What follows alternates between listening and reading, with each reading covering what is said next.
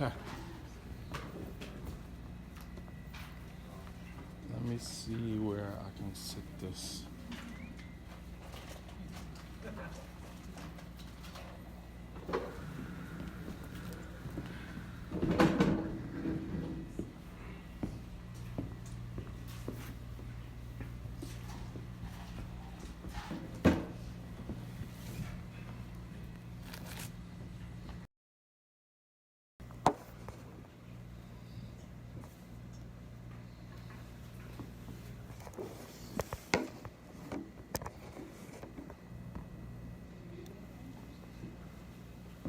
Okay. Alhamdulillah, hamdan kathiran tayyiban mubarakan fihi kama yuhibbu rabbuna wa yarda. Sallallahu ala nabiyyina Muhammad wa ala alihi wa sahbihi wa sallama tasliman kathira. So, I've shared with you guys before the 5 stages of marriage. This is something that's very common. Psychologists as well as marriage and family therapists use this to show the different stages that marriages go through. Not all marriages, but most of them. But all marriages do pass through one or several of these phases. So today what I want to do is, I don't want to just go through the phases and give it to you. I want to show you in real time with what these phases look like, and that you may possibly be in one of these phases right now in your marriage. Some of the mistakes that we make during this phase that actually exacerbate it and make it look, more daunting than what it actually is. So let's start with the first. Everyone has this because I'm going to erase 2 through 5 and just leave 1 up there. Okay.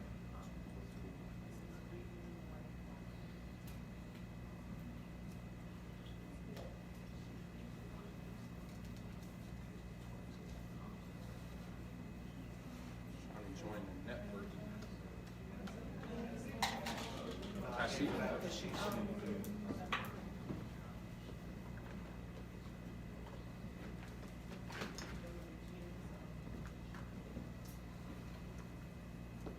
Okay, so the first phase of marriage is known as the honeymoon phase. Can anyone tell me what they know about this phase? What is the honeymoon phase? Getting to know each other. Best phase of marriage. Okay, let me do this before I actually get started. I want all husbands and wives to sit together. If you guys are not together, sit together. Looks like you guys are pretty much together. Okay, good. Because you guys are going to function as a team. Okay? The first stage of marriage, which is considered the honeymoon phase, right? Can you get a napkin or something from over there so I can write the word? What is he said that's the best phase of the marriage? That's what you said? Why? Because it's sweet. It's the very beginning stage where everything is just in awe. Okay. It's sweet. Okay. Anyone else? And for those of you that are online listening, please pay attention. All right, because this phase right here can get it can be very deceitful. Yeah, this phase of the marriage can get very deceitful. It's not real. It's an illusion. Anyone else? Tell me about the honeymoon phase. Come on, guys. I need you guys to participate. It's not going to be fun if everybody's sitting there in their space. The front stage. The fun stage. No, the front. Some of the happy The times. fronting stage. Why you say that? Because I think it's a lot of just, pretending to be what you think that person wants you to be so that they stick around. I mean, not like that, but you want them We're to Muslim. feel We gotta give us a little bit more credit for that. Come on. No, you want them to feel like they, married. You're putting on your best face. Let's just say that. I learned something new. I'm learning something new. You was front. And he stuck around.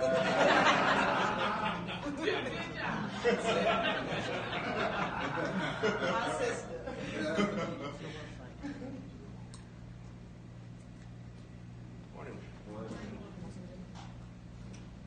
You want to give us some more light? Well, So what happens is this thing diffuses everything.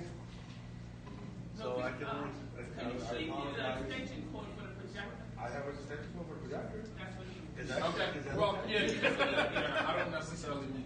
Okay.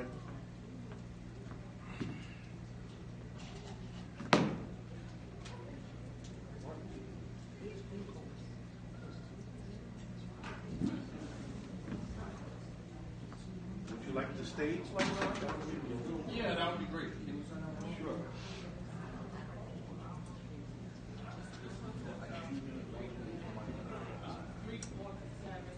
Okay, so we basically said that the honeymoon phase is the phase of the marriage where people kind of put on their best face. I was gonna say, I think it's a weird. All right, now, as you guys are saying this, keep in mind we do have a newlywed couple. So when you say people are fronting and go to their stage, you don't want them to start looking at each other like, oh, is this what it is? Is this a thing? Right? I don't think it's necessarily fronting or faking, right? But it's a euphoria of the newness that makes you not look at things in a reality way.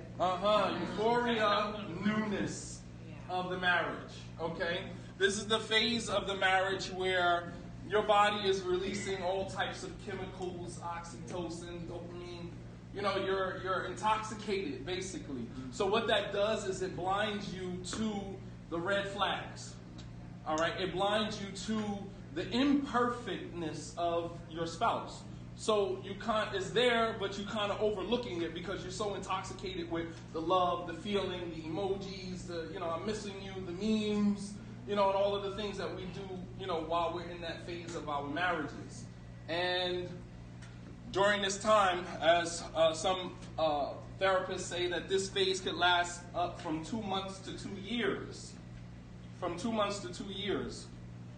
And during that time, there are a lot of mistakes that are made during that phase.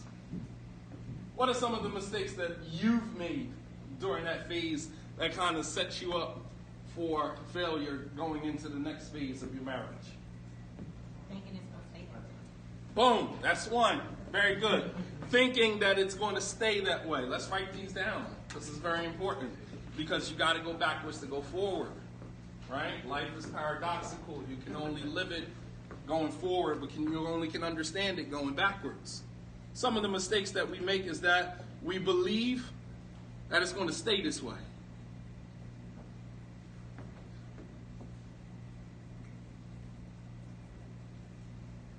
All right, and how does this become problematic? Because as human beings, we are creatures of habit, right? We want things, we get caught in this cycle, and we continue to do it, and we continue to expect it to function the way that it always has. And when it doesn't, then we start to believe that there's something inherently wrong with our marriage because it used to be this way, and now it's not that way anymore. So sometimes we start to think there's something wrong with the person I'm married to, there's something wrong with my marriage, when in fact nothing is wrong. What happened? Huh? The rulers. Your drugs wore off. Right. Your drugs wore off. And you woke up to a new reality. Not a new reality, an old reality that you just couldn't see because you were inebriated, right? You were intoxicated. So one of the mistakes that we've made, and this is actually what sets us up for failure in the very next phase because we end up fighting with one another, trying to get it back to what we thought it was, when in fact what we thought it wasn't. You see how that works? We're like, well, let's go back to the way things used to be. Well, honey, the way things used to be, we were drunk. We were intoxicated when things were the way. So it wasn't actually a reality. We were in a matrix. That's what the honeymoon phase represents. So when people are in this lovey-dovey phase of their marriage, they're not really thinking that it's not going to last like this forever. So you need to start making preparations for, just like we make financial preparations for, mishaps and other things that happen to our lives. We got backup money. We got money stashed, right? Women are famous for that. Right? Yeah, that's a shot. This one right here. Stashes everything. Stashes everything. You're like, got $50 for this, now I'm broke. But then when you really need it, it's like she coming out the woodwork with money. You're like, wait, I thought you didn't have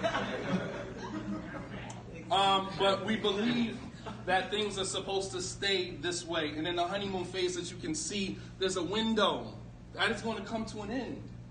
And we have to make preparations for that. All right? Number 2, what is some of the mistakes that we make during this phase? If you want to use your own personal, you can use your own personal. Oh, preach. She said having kids during the honeymoon phase. OMG. Wow. Why is that a problem?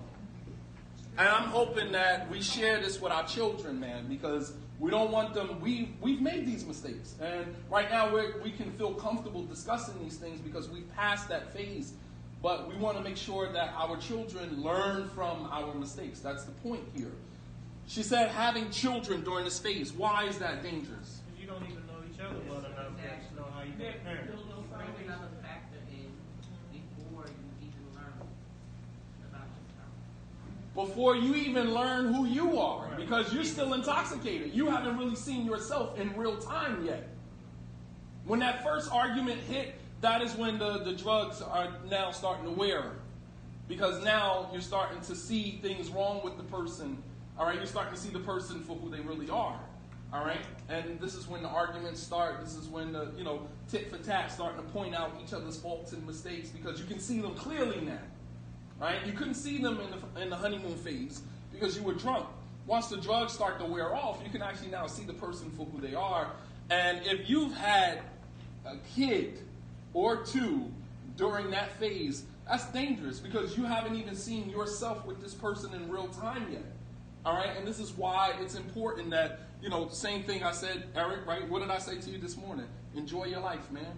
Don't have children at such an early phase of your marriage because you haven't seen each other in real time yet. If you are newly in a relationship with the person, you haven't, right? I married my wife in September. She was pregnant by December. I had a couple of months. And then once a woman becomes pregnant, obviously, she now is a mother. She's no longer just your wife. She's a mother now. She's caring for another human being, which means that you are only getting a share or a portion of what she can offer emotionally, mentally, right, and otherwise. Sexually, right? All of those things play. So having kids during this phase is very dangerous, man. Why else is having kids dangerous in this phase? Because when the drugs wear off and you realize that you really don't want to be with this person,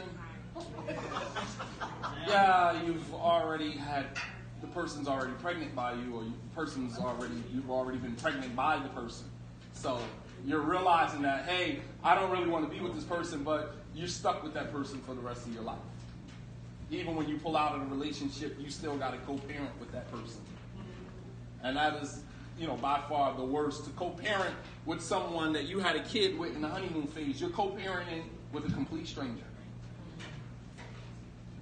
Because you haven't seen them as your spouse yet in real time, let alone seen them as a parent. Yeah, man, very dangerous. What else are some of the mistakes that we make in the honeymoon phase? This brutal, cruel phase of our marriage. What are some of the other mistakes that we've made? Just overlooking things that you may see, but you're just like... That was actually my number 3. You're so on point. That was my number 3. Overlooking the nuances that are clearly going to be a problem for you later on. Very, very good. You're on point.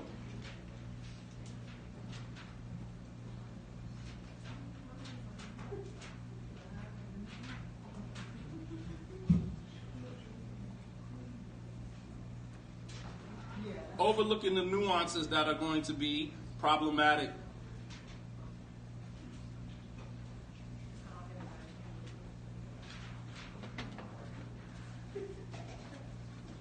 Overlooking the nuances that are going to be problematic later on. All right? Very dangerous. All right? during the honeymoon phase, a lot of times people say, oh, this person's cute, oh, he's handsome, this person I want to be with for the rest of my life.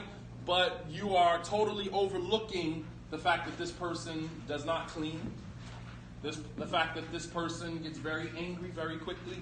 And when a man gets angry very easily and quickly when you're in the honeymoon phase, it seems cute. Oh, he gets so angry at times, and it's so cute. It's not cute when the drugs wear off. Oh, she don't really like to clean, so I help her wash. And that's cute until the drugs wear off. And you come home and there's a pile of dirty clothes on the floor, and you're trying to figure out, like, come on, we're adults. Why is there a pile of dirty clothes? And it's like, don't talk to me like I'm your kid. I'm not your kid, or whatever. It's like, but you're acting like a kid. I mean, like, what do you want? How do you? There's not a nice way to say, hey, can you get the dirty clothes off the floor? We have a washing machine.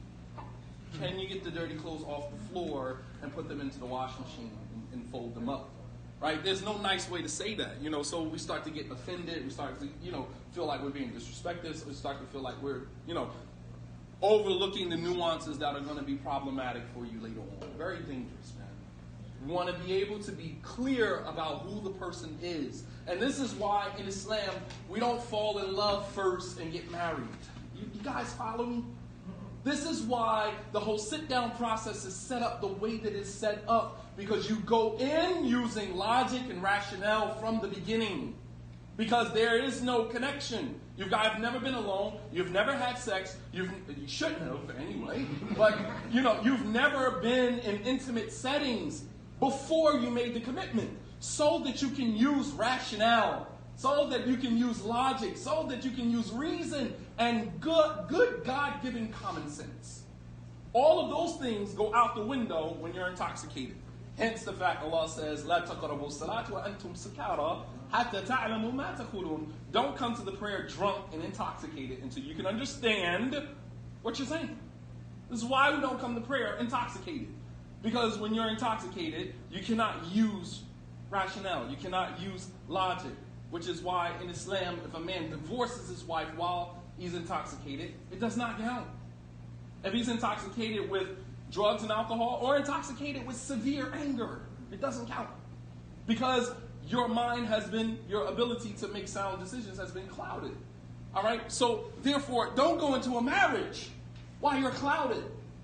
And this is why we constantly tell brothers and sisters, stop, get the wali involved from the very beginning. Stop engaging in, intimate relations with people because it's going to compromise your ability to get married to the person that you really want to be married to. You're going to be inebriated, and then when the drugs wear off, you're going to realize that I'm in bed with the wrong person. There's so many people who have woken up from their drugs, turned over to the right, and said, why am I with you? Yeah, that's when it gets real. And then, unfortunately, you might already have a kid or two, right, in that process. And you're looking at the person saying, why am I even with you? Very dangerous, man. We want to, for us, it might be too late. It is what it is. But for our children, for our kids, man, we want to make sure that they do better than us. We want to make sure that the next generation, they do better than us. For those of you who are following me on social media, you know that for the past few months that a lot of my talks and a lot of my, speaking has been directed towards saving our youth. For us, I kind of like, all right, it is what it is. I'm not investing a whole bunch of time and energy in our generation anymore. I'm sorry. We are who we are, and we're going to do what we want to do. We've made that clear. Our children, the next generation, we have to make sure that they have the proper tools to avoid the mistakes that we've made. All right? Anything else in the honeymoon phase? So can I have 2 volunteers to come up and and demonstrate for the audience what speaking to each other in the honeymoon phase looks like? Because some people might not know if they're in the honeymoon phase or not. And demonstrate to me, give me a small skit on the things that are actually being said or transpiring in the honeymoon phase that's going to end up being problematic later on. Can I get 2 volunteers? About the honeymoon? How about the honeymooners? They like, Eric, I don't know. How would we know if it was problematic for real? That's a good one. That's a good one. Can I get two people who don't mind talking lovey-dovey to their spouses? Where's Dawn? Huh? Where's Dawn?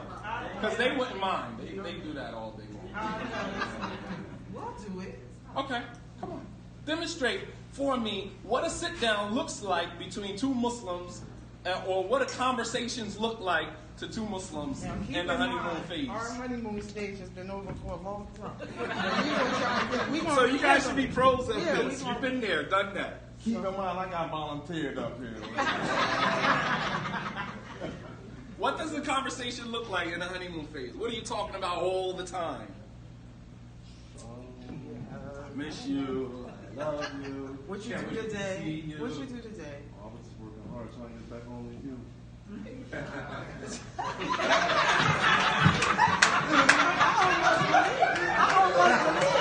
Love it. Go ahead. You were on my mind all day. Oh, you was on my mind too. That's why I texted you earlier. Did you see my text? I'm sure I dropped off a Victoria's Secret together with a couple of these bags. Got something nice I want you to put on. All right, well, I can't wait till you get home so I can put a matter of fact, I'm about to put more now wait for you to come. You ain't got to cook or nothing. I'm going to just go. You ain't got to order something. And what happens? She gets used to that. She says, I ain't have to cook. That was in the honeymoon phase. We're in phase 5, right? So, I'm just going to put the kids down early tonight or whatever. See, I told y'all this is what we used to. So what time did you want to come and get me and ready for our rendezvous? I should get about 45 minutes. A real 45 minutes? Well, it's 45 minutes in the honeymoon phase. Right. As you go into the marriage, That might be a 45 half minutes an hour. turns into an hour and a half. I might not be sooner than that. Right, got this. So, what do you think about us in a year? What do you think we'll be in a year in our marriage? Still happy, hopefully taking it to a whole nother level. Okay, thank you. Fast forward 2 years later, all of that stuff, she don't wear Victoria's Secret no more. It's 45 minutes turned into an hour and a half. And most of the conversation is about kids and bills. Yeah, so very important, man. So you guys got that? Okay, so very important for us to understand. Now let's move on to the second phase of marriage, and this is when the drugs wear off. When the drugs wear off, we go through a phase of a power struggle.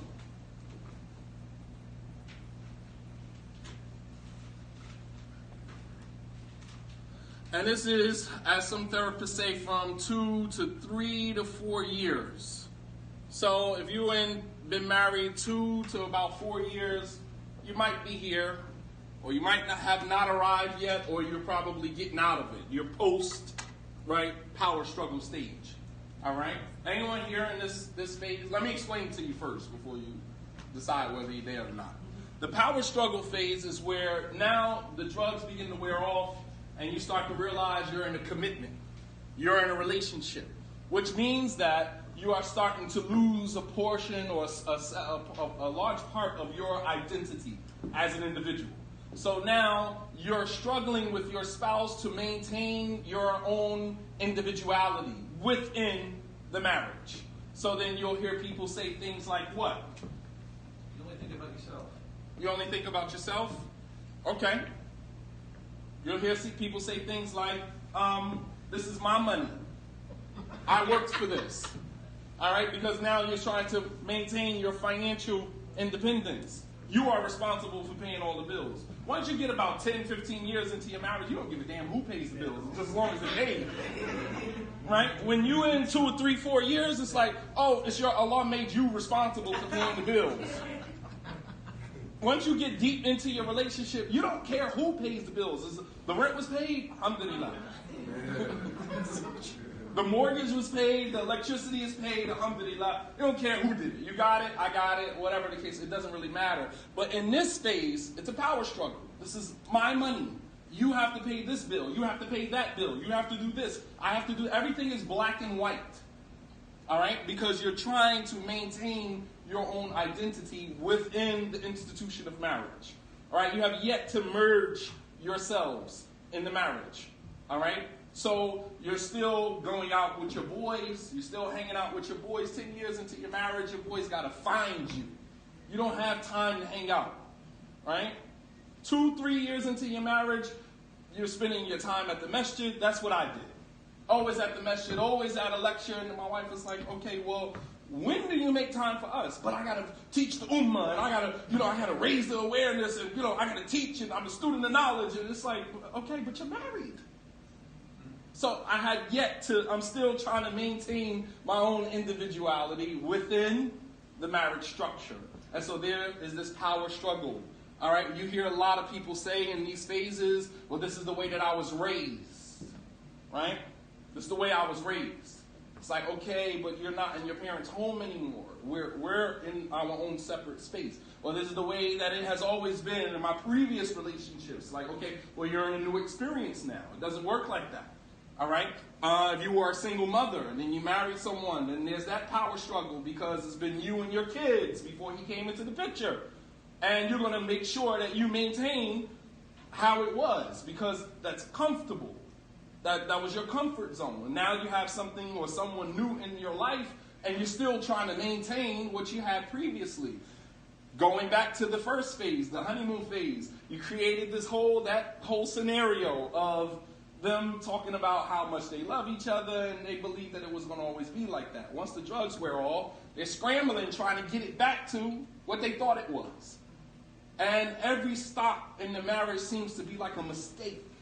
It's like, why can't we seem to get back to where we were? It's the struggle to get back instead of going forward. We're having a new experience now. There's no need to go backwards. We're going forward.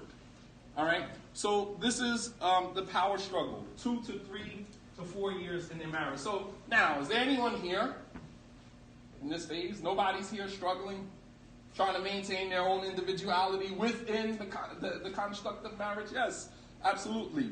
So this is the phase where the husband tries to exercise his authority, right? Because he's always been the man, right? In previous relationships, you was married to the damsel in distress, or you was married to the woman who allowed you the space or the illusion that you were the man, because women always give the illusion, right? It's always an illusion. We are never really the man in the relationship. They just make us feel like that. Make no mistake about it. Khadija, the wife of the Prophet ﷺ, is very great at that. She made the Prophet ﷺ feel like he was in control. But when you look at their dynamic, she was 15 years his senior. He was 25, she was 40. Not to mention that women mature quicker than men do. At 25, we're just now learning how to control our impulsivity. At 25. We still haven't reached 40, which is the age of, maturity for men. And she was 40, 15 years his senior. All right? Not to mention she was wealthy, married previously, so she had a ton of experiences before she married him. So while we see this relationship between Khadija and the Prophet ﷺ, those of us who've been married long enough, we see something a little deeper.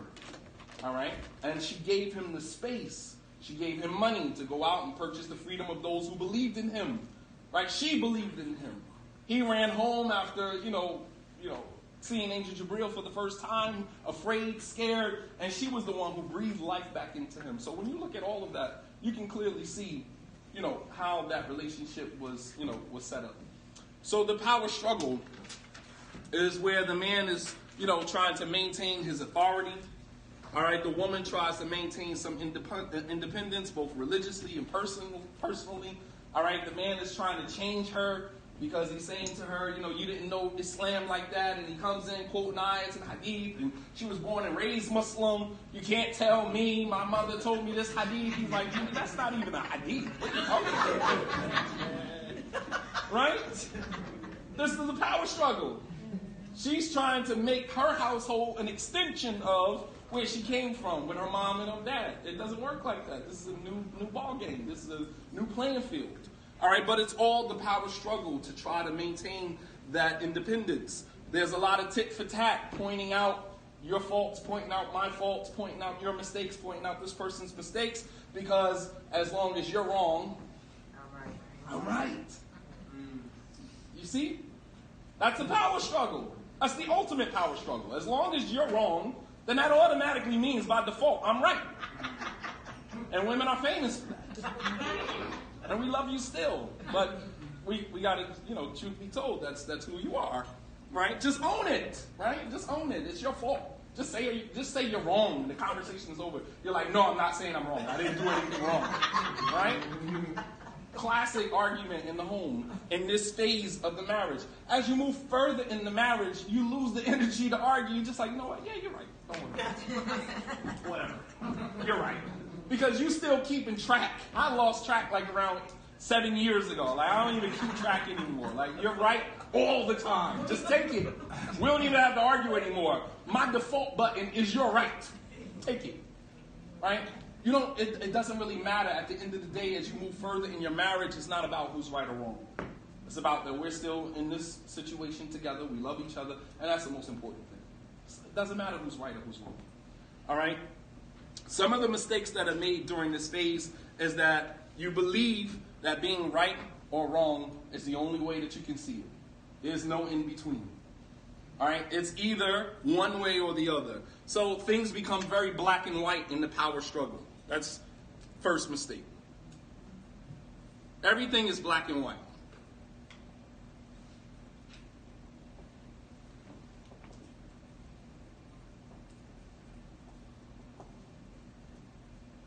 Black or white. Anyone else can think of some mistakes that are made in this phase that is going to set you up for failure in the next phase?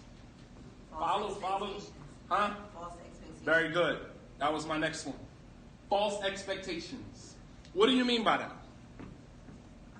Putting your own standards on your spouse.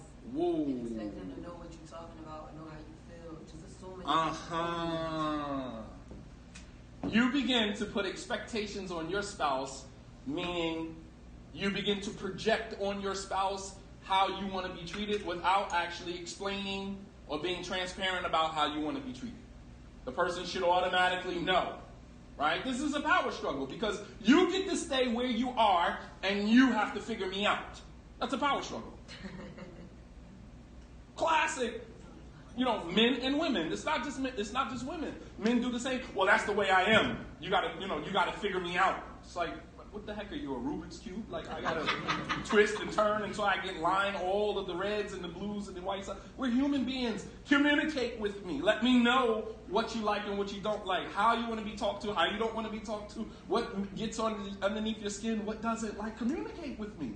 Don't just walk up. You ever, you're married to a woman and you wake up, you're like, "Assalamu alaikum, honey." I'm saying, like, what did I do? What's wrong? Nothing.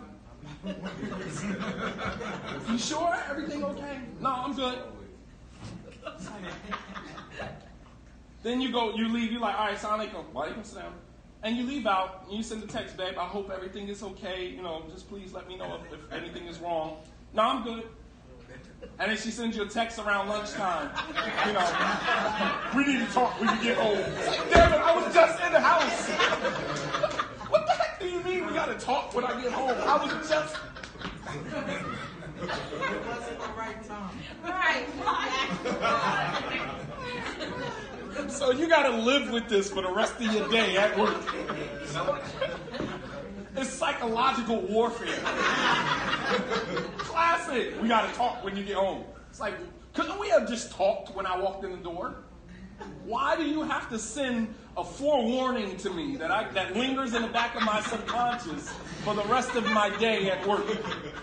It's almost like when you were young and you did something wrong at school and the teacher told you to go to the office, principal called your mom or your dad, put your mom on the speakerphone. She don't even care if she's on speakerphone. I'm going to whoop your ass when you get home. You're like, oh my God. Now you got like 5 more periods left before you get home.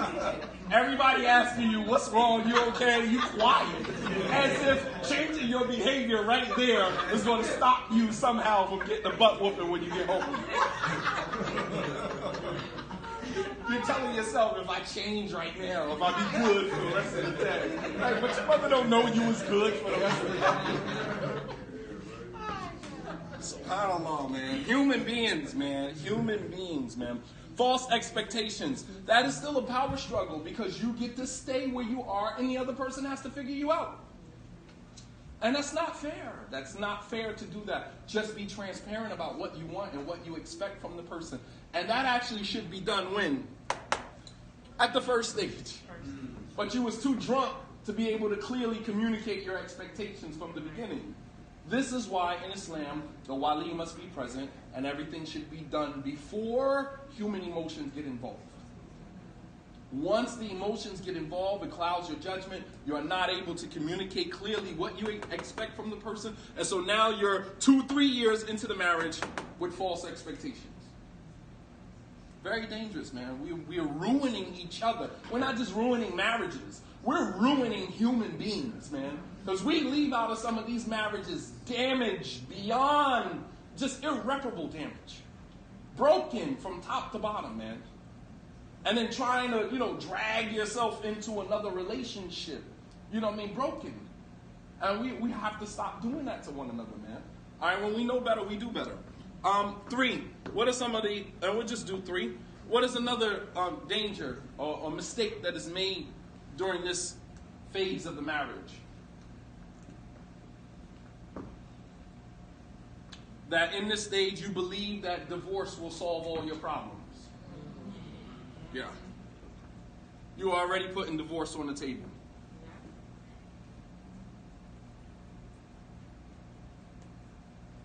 Divorce will solve the problem. Meaning, if you're not going to act right, I'm going to just divorce you. Because I'm not going through this power struggle with you. It's my way or the highway.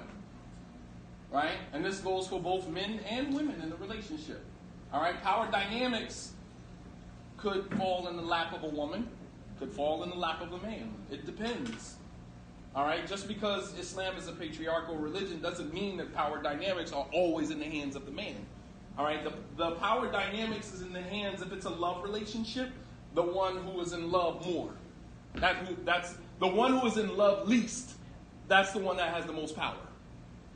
If the relationship is based upon love, the one who loves the least is the one that is in power. Why? They can do without you. Huh? They can do without you. They can do without you, and it's easier for them to walk away.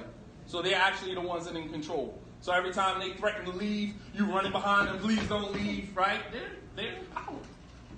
They are the ones that are in power, the one who loves the least. If your relationship is sexual, the one who wants the sex the least is the one that's in most power. Understand how power dynamics work. When it comes to finances, who's the one that is in most power? Let me see if you guys can figure this one. Whoever bringing, it should be the man, but whoever bringing the household, it should be the man. But it comes down to when it comes to finances, who is in more control? Is it the one who brings in most money or the one who doesn't bring in anything? Say it again. What's that most responsibility? The one who has most responsibility. That's it. Hold on. I can't hear it. Say it again. You might have individuals that make more money, but not be responsible for most of the bills or all of them. Qasim, who's most in control? Who's the power dynamics? The one who brings in the most money or the one who brings in the less money? Well, it's typically the male. But we live in a different power structure, different power dynamic, especially with the feminist era, feminist woman, or the feminist Muslima. Feminist Muslima. Walking oxymoron. Go ahead. Out there, Sheik. So who's the power dynamics is in whose hands? Well, the power dynamics, typically, like the brother said, is in the man's hands. You know, Well, that's but not like the the other question. brothers. No, the question is, you guys are circumventing, man. Stop circumventing. Who is in control? The one who brings in the most money, or the one who brings in the least amount of money in the home? The one who brings in. So, as you can see with the finances, the power dynamics switch. See, when it comes to love, sex, the one who wants it the least is the one that's in most control. When it comes to finances, the one who has the most money, the ones who brings in the most money, is the one that is in control. And this is why a lot of women stay in horrible situations, because the man has that power, because he has the money. All right, that security. So understand how these things play out. And all of these things is a power struggle. You do have instances where the women got more money than the man, though. In America, especially amongst African Americans, most households, the women have most of the money. But In that most doesn't households. change the dynamic. How you say it again? That doesn't change the dynamic. This is our argument in Islam. Everybody in here said the man, without even like answering the question. It was talking about who has the most versus whether it's man or woman. It was assumed the man. So that dynamic, what I'm saying is that dynamic exists, even though the woman could have a higher earning income than the man. The man is put in a power position above the woman. Right. So it doesn't matter how much money the woman brings in. It is a matter of position. Yeah. That the man, even though he may make less than the woman, he's still in a more superior, more dominant situation than the woman. In some cases. Because a lot of times, especially with African American women, and I can't speak for any other culture, I'm African American, so all I can speak about is my culture. When black women get money, black men feel the pressure of the fact that you have money. And maybe that's that inferiority complex, because you feel like the man is always patriarchal and the man is always dominant. So now I got money, so it puts me in a more superior situation. But we feel that way when you have money. You make it very clear. I pay the bills in this house. This is my house. Get out of my house. My kids. Don't touch my kids. Don't take my car. My keys. Leave my keys here. We hear everything becomes mine. Right? When you broke, it's like, can I use the car? It's the car. Right? It's our money. Our money. How much money we got?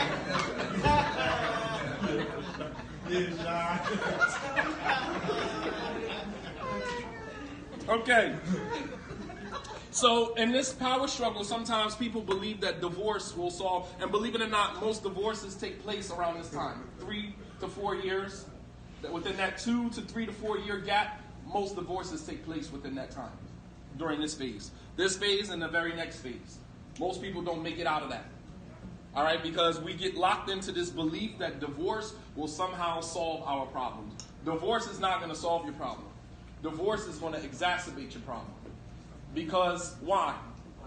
Why does divorce make your problem worse? You get stuck in the cycle of those phases. You get stuck in the cycle of those phases. You only go from honeymoon phase to power struggle in every single relationship you go in. You never make it past the second phase, or you never make it past that phase. So you find yourself in this cycle of honeymoon phase, power struggle phase, and then you phase out of that relationship right back into another relationship. And this is how we have these serial marriages in the Islamic communities. Awesome. Thank you. You get stuck in a cycle because you begin to limit yourself in that I am only going to make it to the power struggle phase. I only got 2 or 3 years in me in a relationship, and then I'm out. So, as you say that, I think that's all we've been through though, our whole life is cycles. There you go. Now we're getting deeper. Go ahead. Say it. So that's all we've been through, our whole life is cycles, so that's all we know. You understand what I'm saying? So, as far as like getting up, going to work, nobody never taught us to go own that. There you go. Now you digging deep. Then we go. Now you most digging of us deep. was in the hood and we've been arrested, and then that's another cycle. And then so when we get with women, we wasn't never taught to go get married. We were taught to have as many women as we could. It was cycles. I mean, you know, when you grew up, Some men didn't have as many women as they wanted. that's what I'm saying. So I guess we all showed us all we do is cycles. So what's the answer to these cycles? Very good. He said one of the reasons why we get caught in this cycle is because that is how we have been calibrated. That's how we have been, conditioned in our lives. For those of us African Americans who grew up in single parent homes, we've been conditioned to our lives are short cycles of everything. Short cycles of friendships, short cycles of relationships, short cycles of, bids in and out of jail. You do 2-3 years and you're out. You're out for 6 months, 8 months, and then you're back again for another 2-3 years. I know dudes who spent a total of 20 years in prison by doing 100 skid bids. 6 months here in the county jail, a year here, 2 years here. It's a systematic, cycle that we have of short cycle phases in our lives. And so when we get with women, when we marry into the institution of marriage, we bring that same mentality with us. The moment it gets difficult, the moment it requires for us to invest more of ourselves in it, we pull out. Yes, Kasim? Yeah, the power structure in today's contemporary dynamic, and I guess I'm the senior person here. When I went to grade school, I walked from grade school in the morning to the school yard, and for lunch, I walked back home. Yeah. Right. My mom was there to prepare lunch. We did too. My dad was at work, but you don't have that dynamic anymore, and as women assume more financial control. Oh, you back on the... Yeah, it's the power dynamics, because it's talking about the shift of the power dynamics and why people are not, we're not fully evolved into what this thing is going to look like economically in an American dynamic, particularly in a Muslim American dynamic.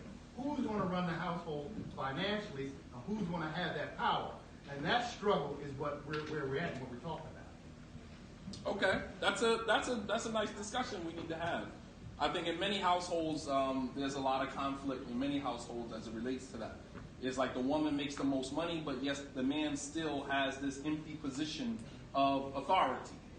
All right, and it's hard for him to exercise his authority when the woman is making most of the money, taking care of most of the bills, and then she's still putting the responsibility on him. It's like, yeah, so what? I'm making all my money, but you're still responsible for all of the bills. It's like, yeah, but you make more than I do. So what? This is your responsibility. Figure it out. And then when he, borrow money from her or whatever, it's like this emotional indebtedness. It's like, yeah, it's a. And I was just informed that's a form of domestic violence.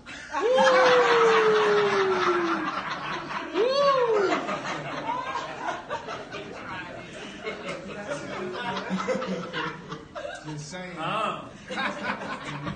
I'm just saying. All right, number 3. The stages of marriage is understanding our differences.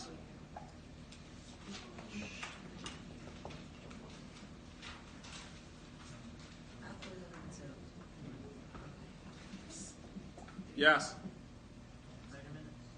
Okay. Understanding our differences.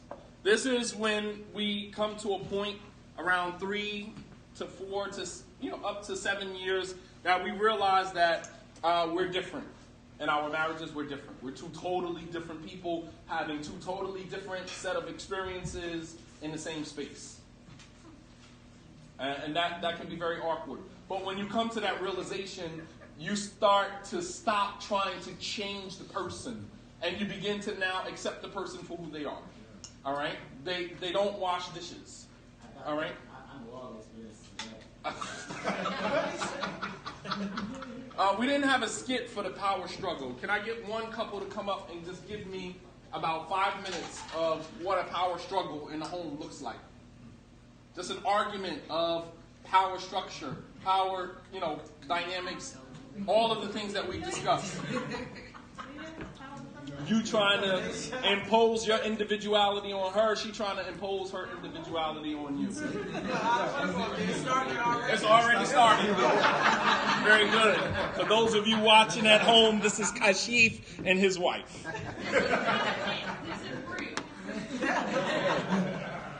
This morning. This is this morning. All right, just give us this morning's power struggle argument. We're coming out of the power struggle. Typical argument of a power struggle. Well, why you wake me up at 5:40 if you need to leave and you need to pick up these people? Be here by 6 o'clock.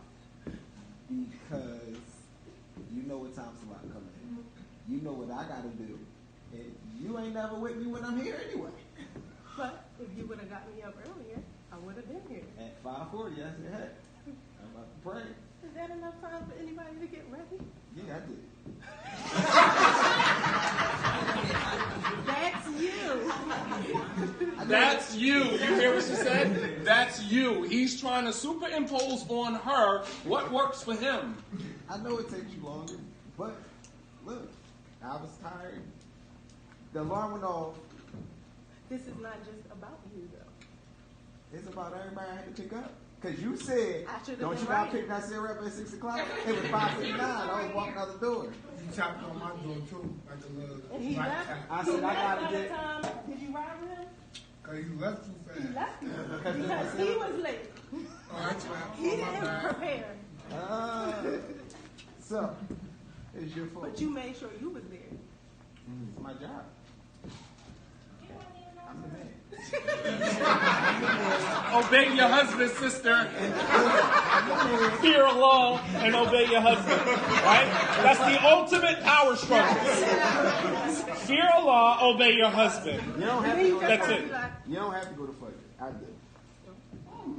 So, That's you interesting. wanted to hang out with the sisters. You should have got here all the time. You don't have to go to Salatul Fajr. I do. That was a good one. Superimposing on her. All right? Thank you. Just like that. Won that one.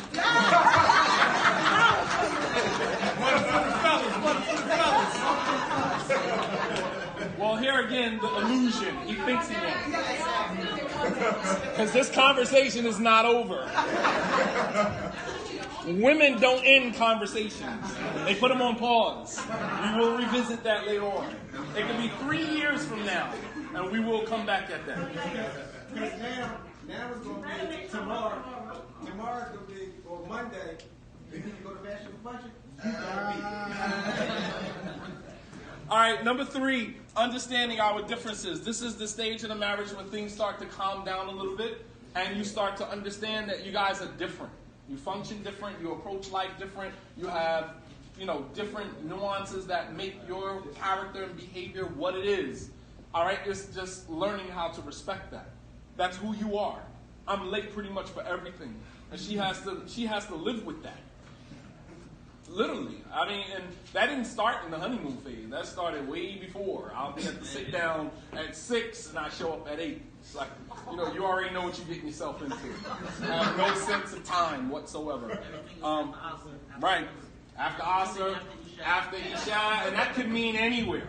I didn't use time. All right, I was too Muslim for that. I would say after Dhuhr, after Asr. I was too Muslim to use time. Well, the Prophet ﷺ didn't use time. They didn't have watches, right? Yeah, I was on my Muslim thing, man. Couldn't tell me nothing. Salafi to the bone. The Prophet didn't use watches. He used the salats for, to designate time. All right, so understanding that we're different, the things that make us who we are different, and just learning how to respect that. All right, and that's very difficult. All right, because then that means what? That you actually have to see your spouse as they are and be comfortable with it. No matter how difficult it makes you feel, you have to learn that this is who you marry and this is what life with this person is going to be like. Now, those things may change, but you will not enact that change. They have to change starts within. They have to want to change themselves. But you cannot threaten a person with divorce. You cannot threaten a person with a khula. You cannot threaten a person to leave or to go to your mother's house or do whatever, take the kids and go. You can't threaten a person with that to enact change. Even if they change, it'll only be temporary. It won't be real, genuine change because of love. Change only happens because of fear of Allah and love of Allah. That's it. Which is two things that Allah uses all throughout the Quran. Fear and love.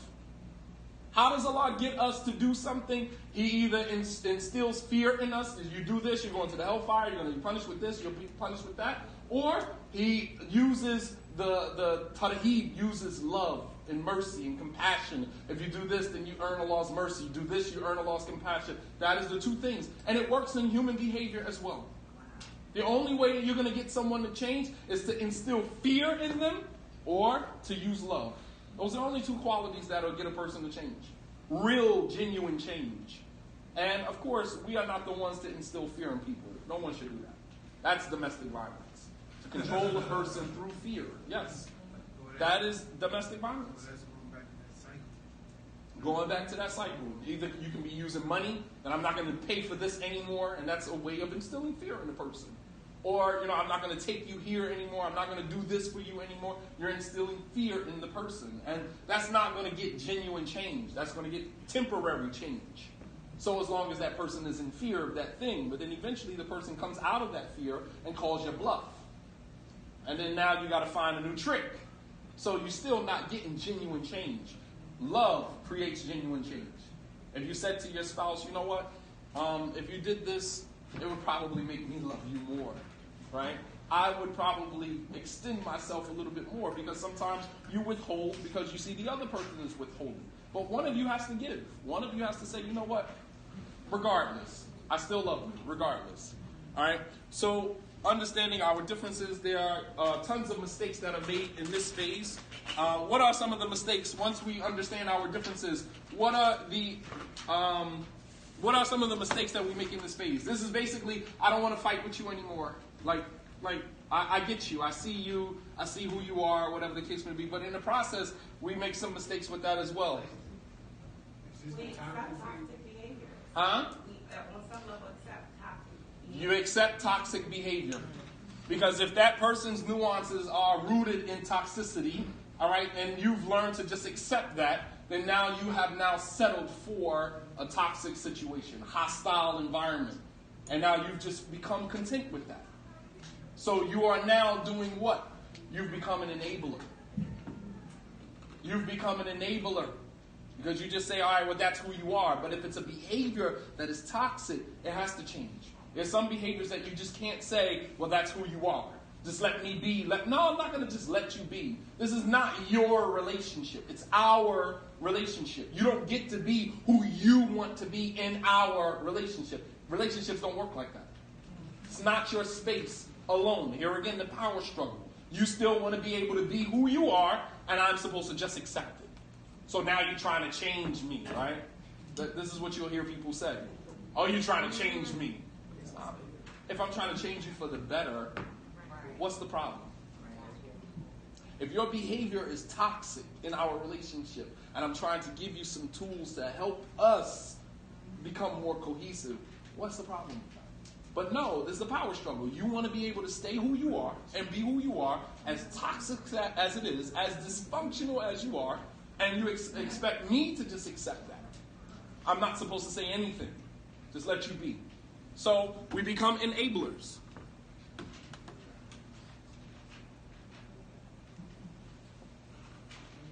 We enable toxic behavior. Anything else? Understanding our differences. Any other mistakes? Yes. Become complacent. How? You can just drift apart, not want to argue, maybe not want to bring up. Is that a C or an S? C. Say it again. Maybe at this stage you don't want to make that tough conversation, have a tough conversation with your spouse, just kind of pull apart and So you just accept things as they are. You become complacent because you believe that not arguing equals being happy. And that one does not, what does not arguing lead to? It leads to pent up emotion, frustration, which eventually is going to bust. Eventually, when you suppress anything, right? There's a phrase that says that suppression breeds expression. All right? A lot of times when children go gothic, right? You find they're wearing all black, they dye their hair black, and they start doing weird stuff. To us, it's weird stuff. But in fact, that is an expression of something that has been suppressed in that child. Suppression breeds expression. So when you suppress an emotion, which you're not supposed to do, you're supposed to be free to express your emotions. When you suppress your emotions, it's eventually going to express itself in another way that may be detrimental, that may be unhealthy. So not having an argument just to suffice yourself and say, well, I don't want to argue with the person, so I'm going to just let it happen, doesn't actually mean that everything is good in your marriage. We have to get to a place where we can have uncomfortable discussions. Say, can I ask you a question? Why do you do this? This is the way you make me feel when you do this. All right? And when you want to have a discussion with something with your spouse about what they're doing, always put it as it relates to how it makes you feel. So that you're talking about the feeling and not attacking the person. When you attack the person, they throw their defense up, and there's no beneficial discussion happening. They put their defense up, and they begin to talk about why they are justified for doing or saying that, and you never get to the bottom of it. But when you talk to the person in terms of what they're doing and how it makes you feel and how it bothers you, then now you're discussing the feeling, not the person. So they don't take it personal. Understand? And if they really love you, they'll hear you out, and then they'll realize that what I'm doing, that's making you feel like that. I'm sorry. I didn't mean to make you feel like that. Inshallah, I'll work on that. You see how that works? But when you come and say, you got to stop saying this and this and this, it's like, no, I don't say that. Yes, you do. You do say that. You said that to me 2 days ago. It's like, well, I can't remember 2 days ago. I didn't say that 2 days ago. It's like, well, you said it before. You said it when we was at my mother's house 2 weeks ago. And, because women memorize everything. Every single incident. It happened 3 months ago on a Thursday at 2 p.m. in Wawa. And she remembers. All right? But talk about how it makes you feel. How what they did made you feel. And perhaps if the person loves you and they're sympathetic or they're empathetic, then they will realize that their action is harming you. Wallah al-azim, if there's anyone who has any connection to their heart, when someone tells you something you did or something you said made them feel horrible or bad, it taps into you. No one wants to live with that. No one wants to live knowing that something I said or did made you feel horrible. I mean, you follow what I'm saying? Like, nobody wants to live with that. Let me finish this up. Number 4, the stage is hanging up the gloves, waving the white flag. You're done fighting.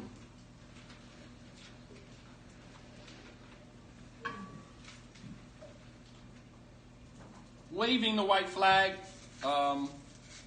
You no longer want to fight, and you want to work towards, solving your problems. You're tired of fighting. You just want to be happy. You just want to be happy. All right, this is now a stage that is probably past the 5-year marker in your marriage. 6 years, 7 years, you're done fighting. You guys have been fighting for a long time, trying to prove who's wrong, trying to prove who's right, trying to prove who's more knowledgeable, trying to prove who's less knowledgeable, trying to prove who is more, emotionally stable and who's not, right? We're done with the fighting. I no longer want to fight with you. I'm not your enemy. I'm waving the white flag, all right? That means I want a truce. Let's hang up the gloves and let's now begin learning how to be husband and wife. This is where things start to settle down in the marriage. All right? But in this phase, there can also be mistakes made in this phase. All right? And we didn't do any, we didn't do a skit. Can I get 2 people to come up? 2 minutes, and then I need about a total of 7 minutes, and we'll be done. I need someone to come up and demonstrate real quick understanding differences and enabling toxic behavior. Basically, you see something in your spouse and you're like, I'm not going to say nothing because I don't feel like arguing. But the problem still persists. Can I get 2 people? Come on, don't act like you guys haven't experienced this. No, we need different participants. Come on. I need 2 people to come up. Come on.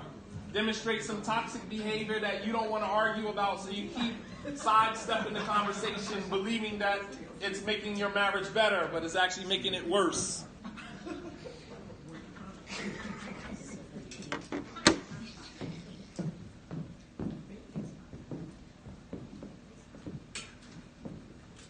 It could be a made-up argument. It could be a real toxic behavior. Your choice. A behavior that one of you is exhibiting in your marriage that's toxic, and you keep avoiding it because you believe by avoiding it, it's somehow going to disappear, or you just want to be happy. You don't want to deal with it. Oh, Rara.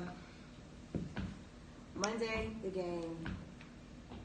Sunday night, the game. Thursday's a basketball game.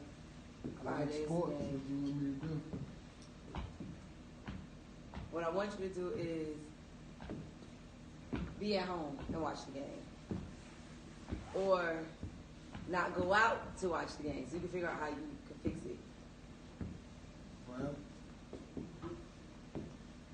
Why don't- weekdays all day, you know. You know, with kids all day, they in school. I pick them up, I bring them home, I cook. This is morphing into a real I discussion. I do everything, and then I want to hang out with my brother, watch the game, you know, in our own little, I better yell. I can't yell while they're in there sleeping, you know. So the toxic part of that is when I expect you to understand that I need more attention from you. See, she ain't never see that part to just now. Right. No. That's good. Because she never said, I need, why she needs him home.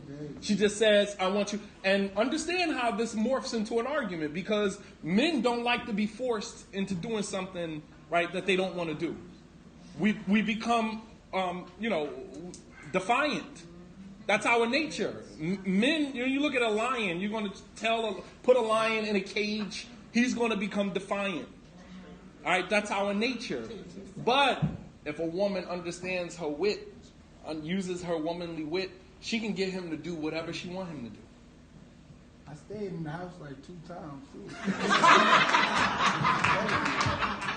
So instead of her saying, I need you to be home and watch the game and find another alternative to hanging out with your boys. Sunday, Monday, Tuesday, But she didn't lead with what? All these days, hold up, time out. She said, stay home and watch the game. All these days. But what was the key component that was missing from her? I need you home because I want you to spend time with me. Can you watch the game with me? Oh yeah, that sounds way sweeter than.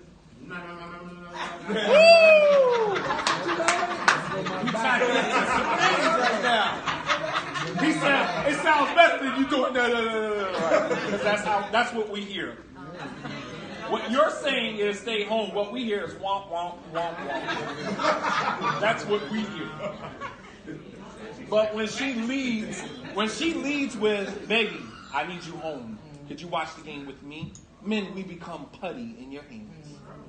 And I did, you know what? And he said, I called my brother back. I was like, listen, I ain't gonna be able to, I gotta stay home and watch the game. I gotta stay home. And that's what happened. But then I don't want it to come off as a punishment. It should be something that you want to do. Like, I work the same way you do. I'm saying, when you let me know it wasn't a punishment, I worked it out how I needed to be worked out. But but you have to communicate to him that the reason that you need him to stay home is not just simply because you want him home, but because there's a part of you that needs him there. And that's what we respond to. And that is what I mean by being transparent about what you need and not expect you saying, well, we're married, he should know that I need time. You understand what I'm saying? And that is the greatest that is a farce. Let me just tell you that. This whole idea that we've been married this long, you should know what I need. I'm not a mind reader of you in that moment. Obviously, every woman needs attention, but I don't know how much, how often. You understand what I'm saying? You decide that. Because sometimes I get confused too, because I might think we need to speak because we work together, and then we come home, we together. So I'm trying to figure out, you might need a little bit of... Right, sometimes we don't know. It's like, come here, baby, come here, boo, and you're like, oh, come on, let me get my space. It's like, all right, well, I'm trying to give you. You know what I'm saying? You might want some kids, time to yourself, so let me go ahead and... You know, I was confused. I didn't know what was going on. And then too, it's the part too, like, damn if you do, damn if you don't, because she said, come home, and he said, all right, 2 nights I did, and she like, yeah, but I don't want it to come off like that. Like, but he came, can he get the credit for coming? There you go. There you go. Can he get some credit? It's like, I did it, and then you're still saying, well, no, I don't want it to come off like a punishment. You ain't want to do it. Because he did it to make him happy. I forced you to do it. Because he wanted to really watch the game. Because he really wanted to watch the game. I don't feel like you did it because you wanted to. I did it. But if you asked him, he did it because you wanted him to. He did it to please his wife. He wanted to do something else. But no, Classic. he didn't do what he wanted to do. He wanted to please Classic male and female argument. Who asked you to? I was in there watching the bride, like, oh, you saw that? And she was like... No, but when you talk to your friend, I'm like that.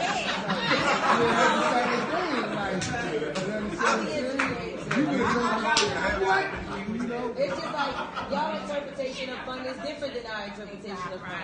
That's why so I need you to meet me in the middle with what our interpretation. Like, let's find a fun together because no, I don't want to go. Now you trying to make me have your fun. So, in order for me to spend time with you, I don't want to do that. Somebody in the back had their hand up. Jazakumullah khair. You guys can go. Yes. You 2-0 right now. I don't know. Leave them back on the panel. That argument is not done. Unfinished business. Yes. A lot of empty jacuzzis tonight. We ain't gonna waste that. A lot of dry jacuzzi. The cleaning lady come in tomorrow. She's like, Dad, the jacuzzis wasn't even used. I ain't even got to clean it. Yes. If you are telling your spouse that you need time for yourself and they're still not adhering and instead You need time to yourself? No, like you need time with him. Time with him. Yes. Okay. And he still does not adhere. And he still does not adhere. Okay, so let me give you a tip. All right, brothers, don't, don't take it personal. Let me give you a tip. So if you're trying to get your spouse to spend more time with you, but every time you ask, you get this pull, this tug away from, gravitational pull towards the opposite direction, then what you can do is you can just make dates. Hey, we're going here tonight. Well, I have something to do. Well, I already bought the ticket, so we're going. It is what it is. But then that kind of still stems to, I feel like I'm making you genuine. I want to be with you. You want to be with me. Exactly. Well, sometimes, but okay, hear me out. Hear me out. There has to be a starting place. There has to be a starting place. If it's not happening already, it's not going to happen unless somebody initiates something. You understand? Obviously, if he's not spending the quality time that you want, then you have 2 options. You can either sit there and try to figure out when is he going to love me the way I want him to love me, or you can express to him that you're not loving me the way I want you to. We don't come with a manual. I don't know how to love you until you tell me.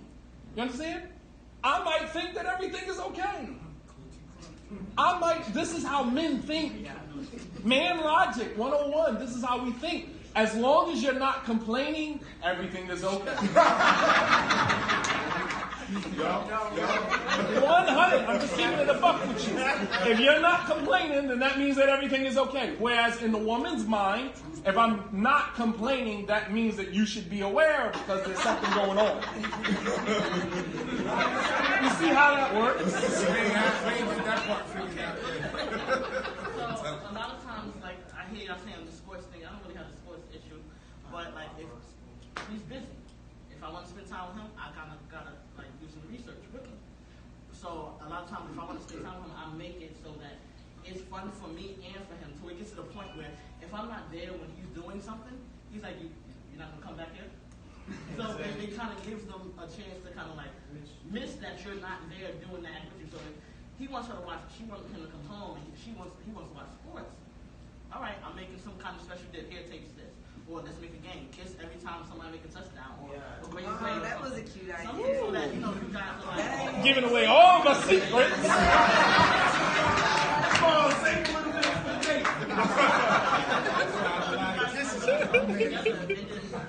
Giving away all the secrets. I think also Yes. sometimes women expect men to be like women, which they're not, right? Yeah, 'cause I don't know how to do that. Right, which So- you find interesting, even if it's a matter of a game, and I'm not a sports person, but some men rather be around other male testosterone to watch the game. Yeah, So it 'cause has you gotta nothing to do argue with and spending time everything. with you. It's It's just- nimbus. Right, so, but I think we look at it like, oh, I want to watch and cuddle, whatever, like, almost like we want them to desire what we desire. Right. They don't. So Right. they have their own, what they find fun, and it has nothing to do with you. Right. It's just them. Very good. That some women just have this idea that you want the man to function in your world the way that you would want one of your girlfriends to function with you, and we function different. Right. Or you can do what my grandmother did with my grandfather. Like, you know, she went out and bought the jerseys, she learned all the players' names, and she started having conversations with him about the sports. And when men start seeing her, you're like, oh, shoot, you really into the game like that? And they're like literally sitting on the couch Sunday and watching the game. I mean, like that's what that became her entry. And I actually wrote about this in my book, The Paradox of Change. One of the later chapters is if you want a man to, you know, spend more time with you, then you got to go into his world. The things that are important to him. And some people might say, well, when does he do that for me? There's a process, though. There's a process. Some men weren't, you got to think about it, some men were never prepped. Most of us, how many grew up in a single parent home? Okay, there you go. That's 80% of the men that's in here. So we didn't see men interacting with our mothers.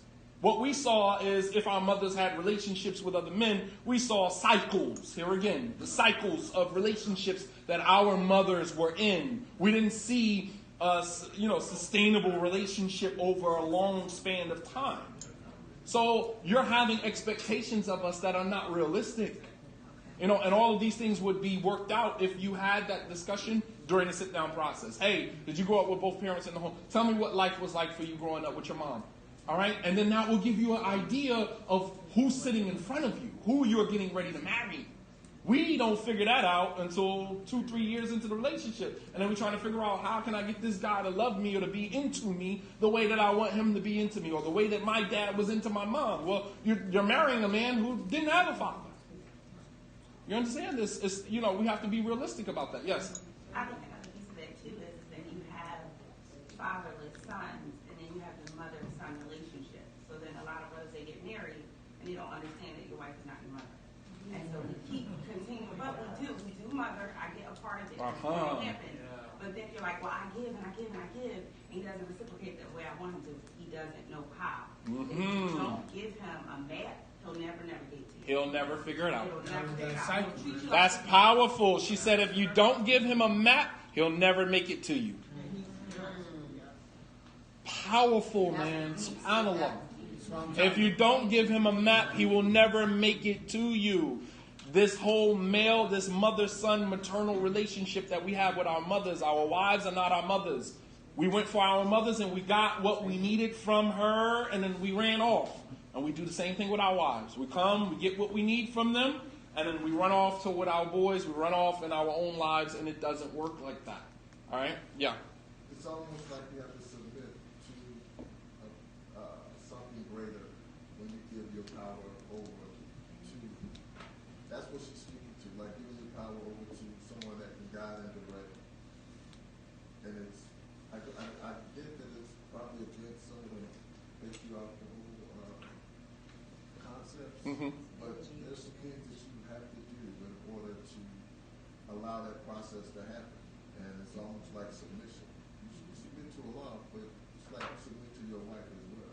No, you're not submitting to your wife. You're submitting to the mandates of the marriage. If that's what marriage requires, dictates, that's what you submit to. You don't submit to you're submitting to the institution of marriage. That's what the institution requires of you. And coming into that realization, that's what you're not submitting to your wife. And sisters, you're not submitting to your husband. This whole idea of be obedient to your spouse, you're obedient to the dictates of your marriage. You understand? There's a difference between the two. Maybe I probably expressed it expressed it wrong. But No, I understood. No, I understood you. I understood you clearly. I understood you. When we were in the honeymoon stage, she gave me. Eyes got big. I hold up. She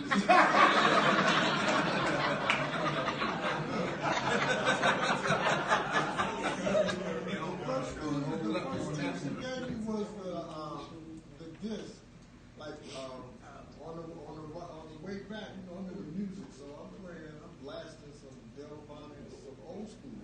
She yanked that out and put in the brother, what's the brother name? The rights and responsibilities of marriage.